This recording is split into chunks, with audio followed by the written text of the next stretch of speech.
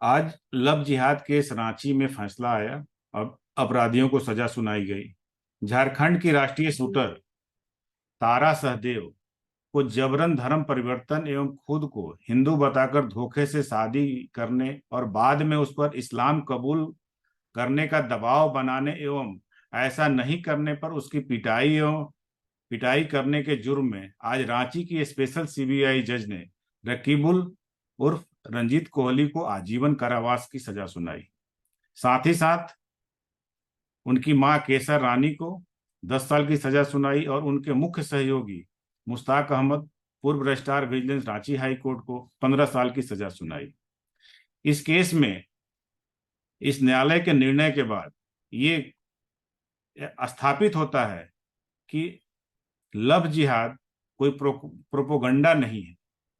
ये आज की सजा और आज का निर्णय ये बताता है कि लव जिहाद हकीकत में समाज के विधर्मी वर्गों के द्वारा चलाया जा रहा है, लगातार चलाया जा रहा है।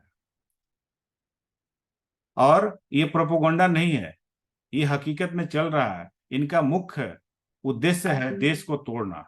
लव जिहाद के माध्यम से, अलग अलग माध्यमों का प्रचार माध्यम से लुक छिप करके समाज की भोली भाली लड़कियों को बहला करके ये इस तरह से करते हैं।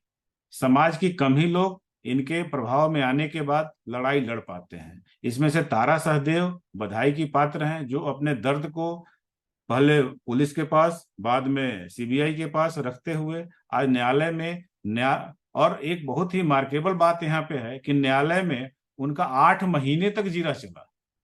एक लड़की का 8 महीने तक एक केस में जीरा चलना ये बताता है कि किस तरह से प्रयास किया गया इस पूरे केस को दबाने के लिए। सीबीआई ने बहुत ही तन्मयता से, बहुत ही मेहनत करके, सीबीआई के जो भी अधिकारी होंगे वो बधाई के पात्र हैं कि एक केस, ऐसा केस जिसमें दोनों अभियुक्त बहुत ही प्रभावशाली है। एक अभियुक्त जो सरकारी व्यवस्थाओं से कहीं ना कहीं जुड़ा हुआ है जाने अनजाने, और दूसरा जो न्यायिक प्रक्रिया का पार्ट है। इन दोनों लोगों के खिलाफ जांच करके एविडेंसेस को सामने लाना और उसके साथ साथ न्यायालय में इसको सही तरीके से रखना, ये सभी बहुत ही महत्वपूर्ण काम थे जिसको सीबीआई ने बहुत ही अच्छे ढंग से किया। और सीबीआई के इन्वेस्टिगेशन का प्रभाव है कि आज इस केस में सजा सुनाई गई, और वो भी सजा 376(2)(n) में सुनाई गई, जो कि इस केस में पूर्णतः लागू होता है। इस केस में ये झारखंड में ही नहीं, पूरे देश में इस तरह के प्रयास चल रहे हैं, लेकिन बहुत कम हमारी बहनें हैं जो आगे प्रशासन के सामने आके अपनी बात रख पाती हैं और इतना लड़ाई लड़ पाती हैं। तारा सहदेव के साथ साथ उसके परिवारजन भी बधाई के पात्र हैं, जो तारा के साथ इस मुश्किल घड़ी में उसके साथ रहे।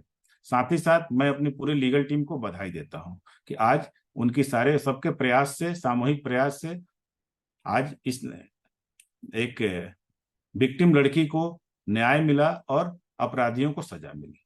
धन्यवाद।